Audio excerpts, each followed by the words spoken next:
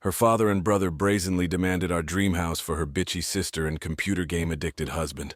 After years of enduring an unhealthy dynamic, my wife finally cut ties with her toxic father and brother when they audaciously demanded we forfeit our dream home for her unemployed sister, her irresponsible, game-addicted spouse, and their half a dozen children.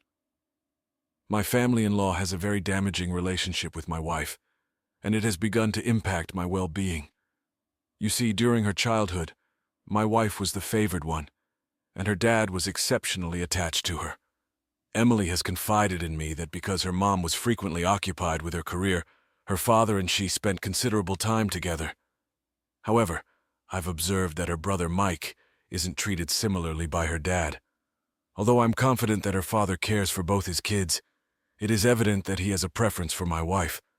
I am certain Mike must have felt this while growing up, which is why my wife has always tried to be a supportive elder sister, always present for him. But both Mike and her dad sometimes behave so outrageously that it crosses boundaries.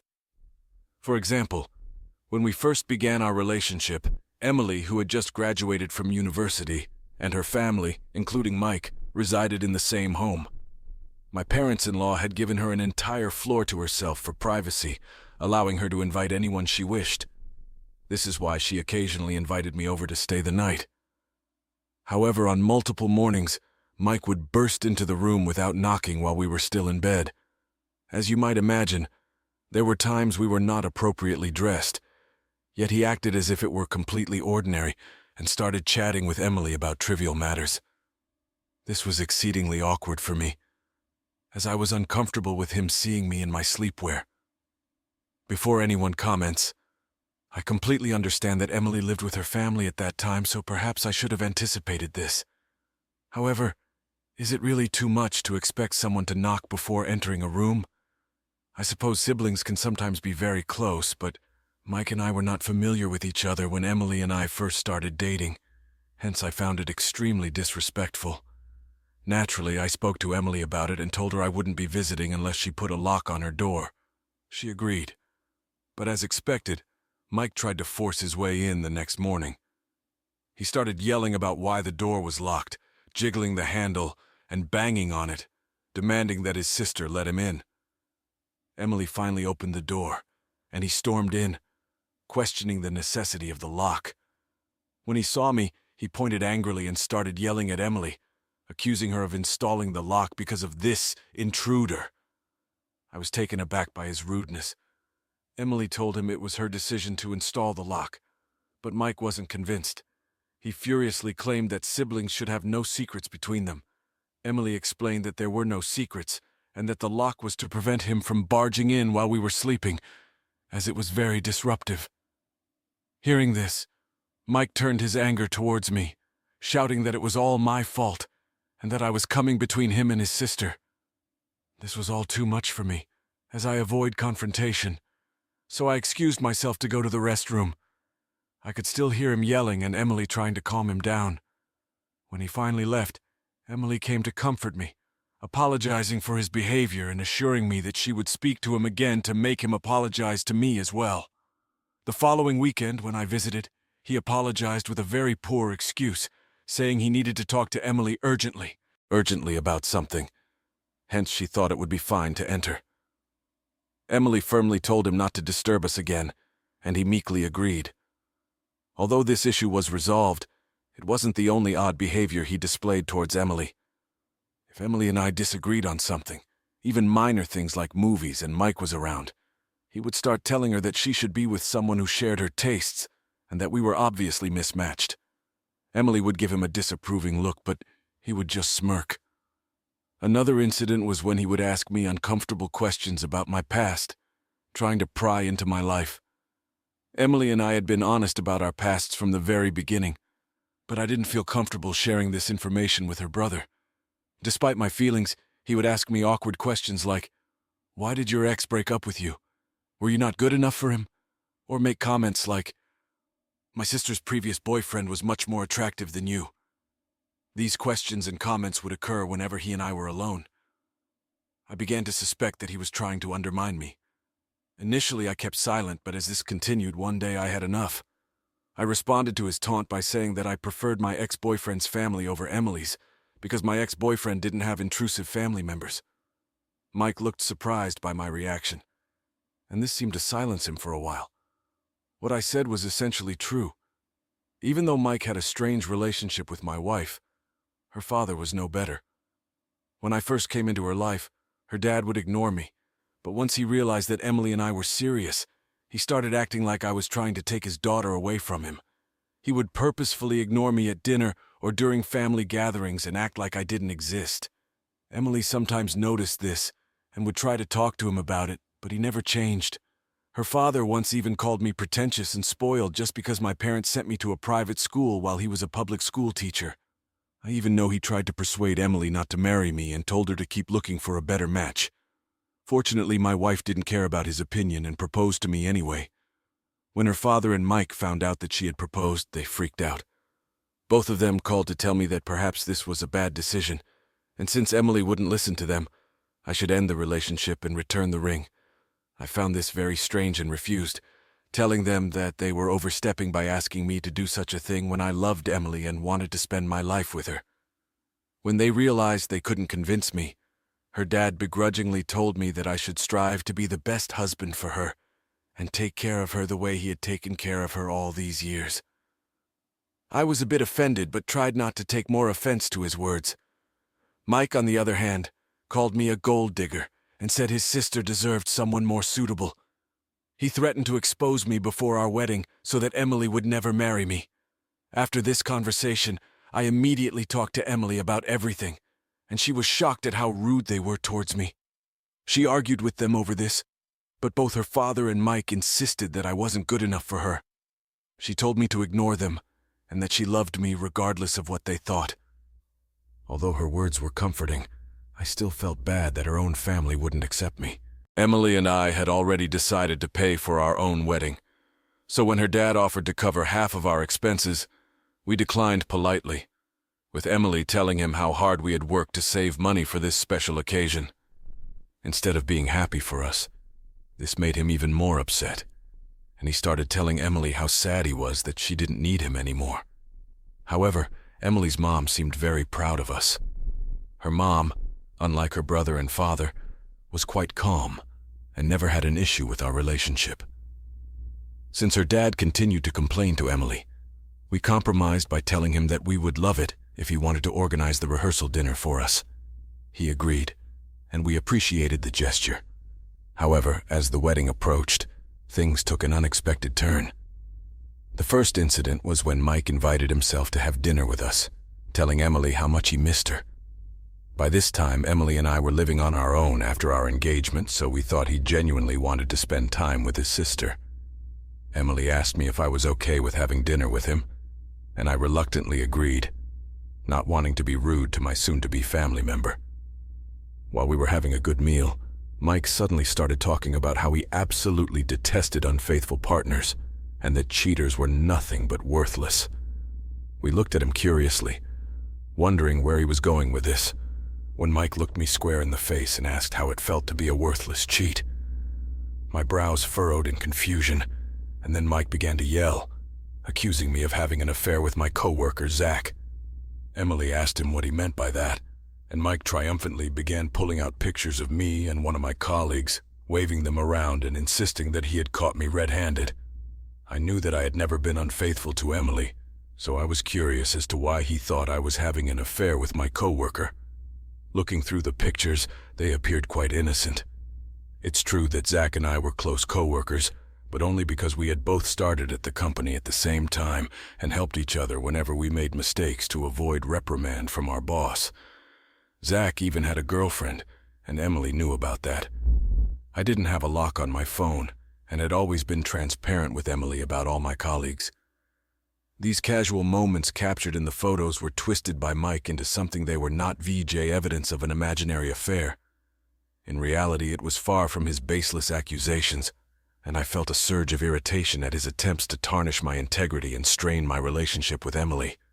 Before I could defend myself, Emily, shocked and visibly upset, stepped in for me. She asked Mike why he was following me around and taking pictures of me with my coworkers at various public places without anyone's consent.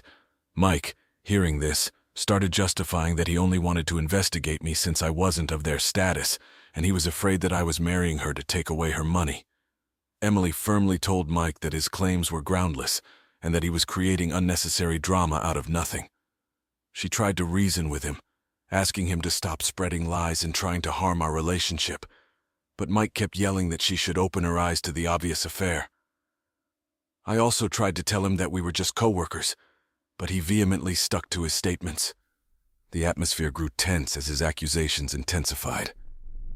I had enough of his baseless claims and yelling, so I told Mike that I was going to file a police report against him for illegally taking my pictures and stalking me. His expression turned petrified as he looked at me and asked if I was serious. I told him that I had all the evidence, and that he had deliberately stalked me and taken these photographs of me with my co-workers without my consent, trying to defame me with absurd lies. Mike looked at Emily, and then at me, starting to plead that this was all just to protect his sister, and that he didn't think it was such a big deal. He began to beg Emily to talk to me since he had done all this for her, and if I filed a case, it would hamper his work and future. I firmly told Mike that only he could save himself at this point.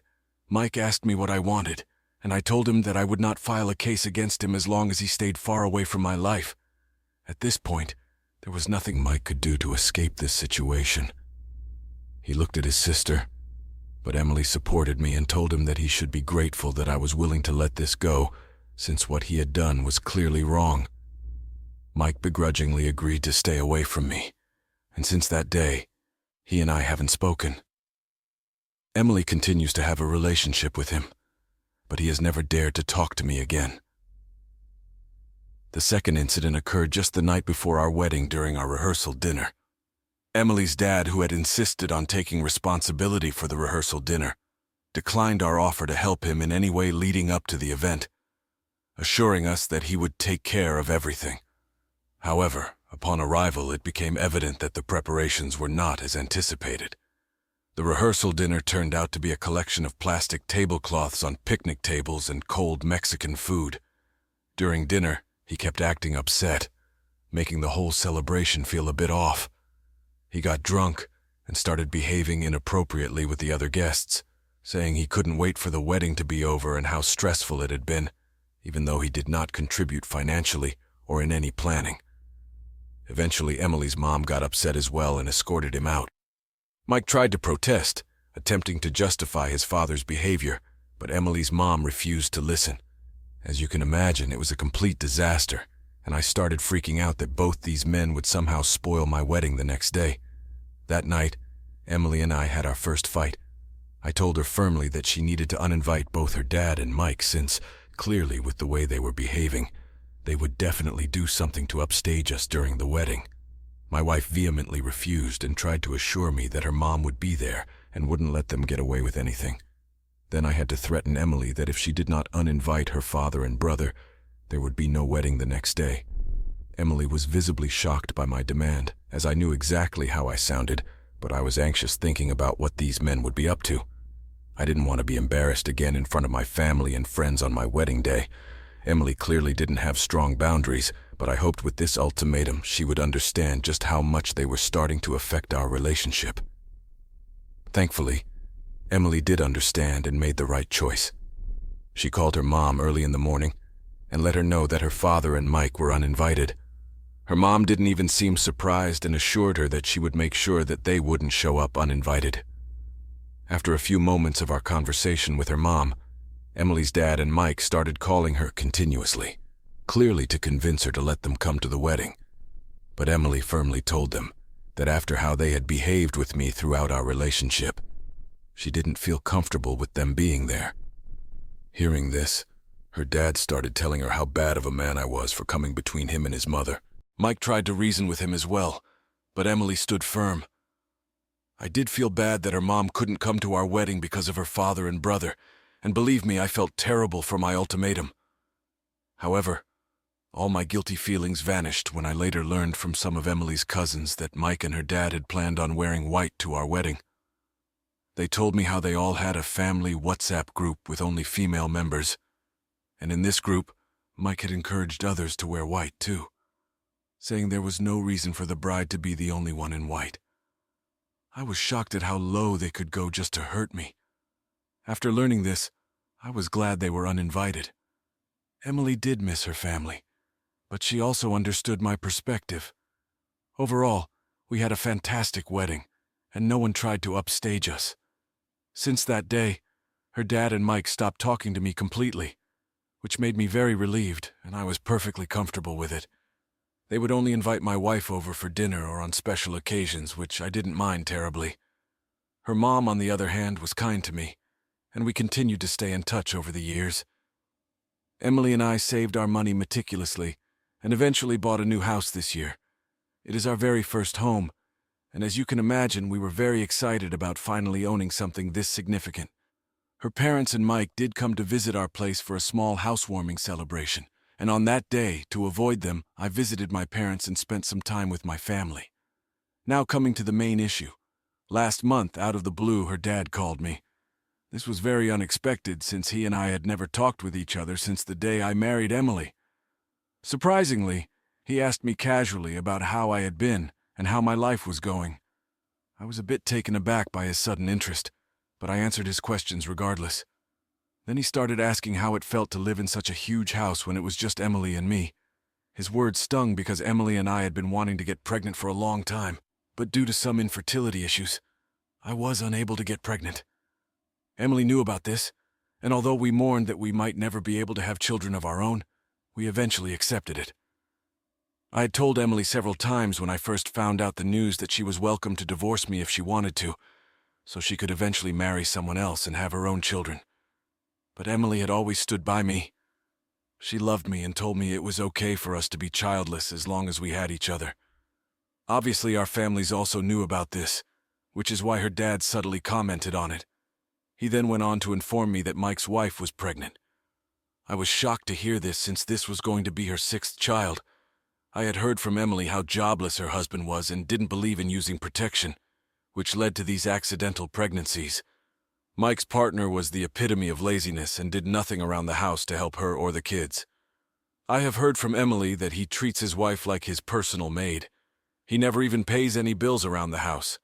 Mike's wife works multiple part-time jobs while he spends the whole day gaming. Despite how much everyone has talked with her, she never breaks up with him. Her dad then continued, saying that since Mike's wife could no longer afford to keep working throughout her pregnancy, he thought it would be a good idea for Emily and me to give up our place since it was too big for a childless couple like us. I was taken aback by his demand and struggled to form words.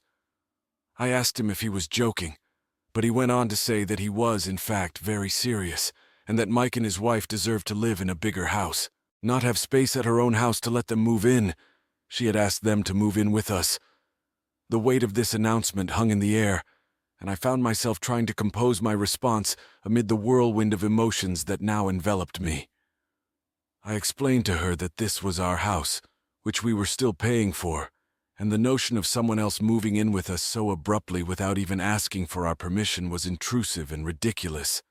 However, my father-in-law emphasized that he had already talked with Emily, and she had agreed to this. This seemed bizarre, as Emily and I always shared everything with each other, and I knew for sure that she would have definitely told me if she had agreed to let her brother and his family stay with us. I firmly told my father-in-law that since the house belonged to both Emily and me, he couldn't give permission on his own without my consent. No one was allowed to live here with us without both of us agreeing to it. To compromise, I told him that I would be happy to host Mike and his wife for a few days if that VDJ TM's what they wanted, but I wouldn't allow them to move in with us. My father-in-law, on the other hand, started to yell at me, saying that making space for my brother-in-law and his wife was expected of me as a dutiful son-in-law, and that if I agreed to his demands, all our past issues would be forgiven. In anger, I replied, "Sure, I will be happy to let them have our place, but you see, we are still paying for this place, and I know that if Mike and his wife move in, they won't be helping us with the mortgage or the bills. Hence, I think you should take some responsibility and help pay for their living expenses. I will be happy if you can just cover the mortgage for us, and we can take care of the bills for everyone. I know you won't be able to pay the mortgage with just the one job you have, So tell me, when are you getting a second job to pay off the debt? My father-in-law, hearing this, erupted in a fit of rage, shouting and expressing his displeasure. He told me that it was ridiculous of me to ask him to pay the mortgage for us, and I retorted that it was equally ridiculous for him to expect us to take care of Mike's family and to let them move in. This pissed him off even more, and he continued to yell while I smiled in satisfaction. He disconnected the call when he realized that I wasn't going to give in to his demands. Soon after, Mike called, yelling at me for daring to ask his father to pay our mortgage. He continued, saying how he always knew that I was just a gold digger, and I told him that it was he who was being a gold digger for trying to live with us, and if he ever wanted to see who the real gold digger was in the family, he needed to look at his own partner, who did nothing to help him out. This seemed to shut him up. I firmly told him that he could bicker with me all he wanted, but I was never allowing his family into our house unless they wanted to help us with our mortgage. He accused me of being heartless and prioritizing money over family. The tables had turned, and I felt relieved at the prospect of standing up for myself and not backing down, regaining control of my home. However, I do feel a bit guilty thinking about my father-in-law, and I'm here on Reddit wondering if what I've done makes me the bad guy. Update 1. Thank you to everyone who has shown their support for me. To answer the most important question that everyone keeps asking, why would my father-in-law even demand such a ridiculous thing from us? It's because my father-in-law has always been this entitled. Clearly, my wife has let this charade go on for far too long, and she and I need to sit down and have a serious talk about this. It's pathetic how my father-in-law can lie about his own daughter just to get his way. My brother-in-law is just a pawn in his game, going along with whatever their father wants because he has always heavily favored Emily. Mike just listens to whatever his dad says in the hopes of gaining his favor as well. In this case, Mike stood to gain from the situation since he could rely on us to pay his bills and take care of his children, while his useless partner did nothing. I am waiting for Emily to return from her business trip so we can discuss this. I don't want to bring it up over the phone since it's too important. Update 2. It's been 3 days since my last update. As I mentioned earlier, I was waiting for Emily to return. When she got back, we finally sat down and talked.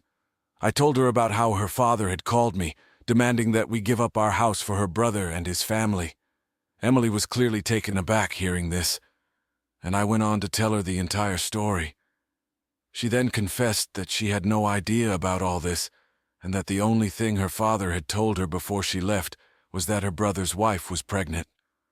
That's all she knew about the situation, and she had no idea that he would make such ridiculous demands. I told her firmly that I expected her to talk to her father regarding this and deal with the situation since I couldn't handle her family, and she agreed. She called her dad in front of me and asked him why he had lied to me about her agreeing to this. Caught red-handed, her dad tried to backtrack, saying that he didn't exactly lie and that he knew she would have no problem with her brother living with us. So he had decided to take matters into his own hands and asked me directly. Emily stopped him mid-track and asked why he assumed that she would have no problem with Mike and his entire family moving in. Her dad told her that since she and Mike were close, he assumed she would be willing to help him out by allowing his family to move in. Hearing this, I closed my eyes in frustration but kept my mouth shut since Emily needed to handle her father. My wife then firmly told him that there was no way she was letting Mike, his jobless partner, and their 6 children move in with us, and that he had no right to force us to take care of them.